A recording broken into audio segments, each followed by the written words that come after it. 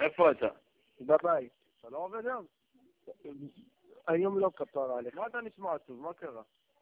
לא עצוב, למה עצוב בויה? הכל טוב? וואלה, דבש, מה קרה? תשמע, שלומי, אתה יודע זה שלומי, גבאי. כן. הוא רב עם החברה והיא עושה לו בעיות. היא אומרת שמגיע לו 3,000 שקל על אוכל שהוא אכל אצלה, כסף עמרה, היא עושה הרבה בלגן. נו.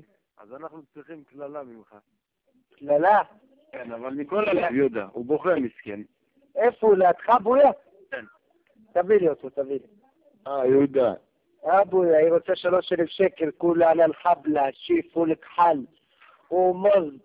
ويعطيها فوشيكا على قلبها، نعطيها دمدام مو 3,000 شكل، نعطيها سقيا في قلبها، نعندين أمها وأبوها وبولش أبوها يقصف عمرها السنين البطاطا.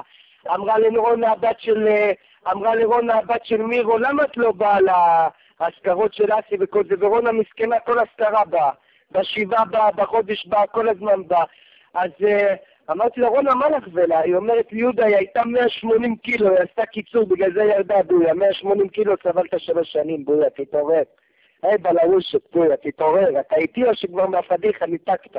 אמרה לי מהאוכל, כל האוכל שאכלת אצלי בבית. אתה פושיקה על הקלב, האוכל שהיא זללה, לא אתה בויה, תגיד לה, איפה ה-180 קילו שהייתי, התחדה?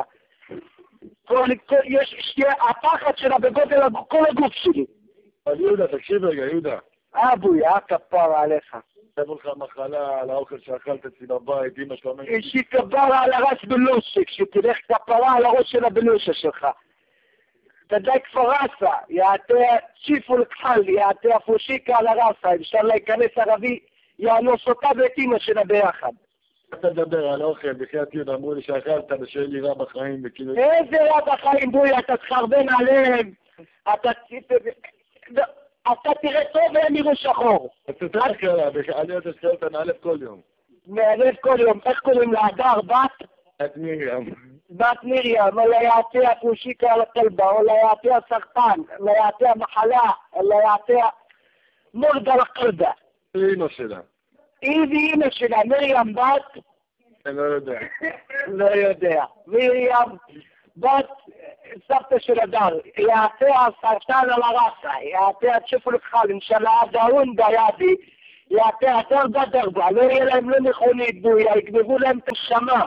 יחזירו להם את הספר תורה ואת הנשמה יגנבו להם בעזרת השם, אל תדאג בויה. אתה בחיים. מה אמרת? אתה. כפרה עליך, אל תדאג, אתה תראה אור והם יראו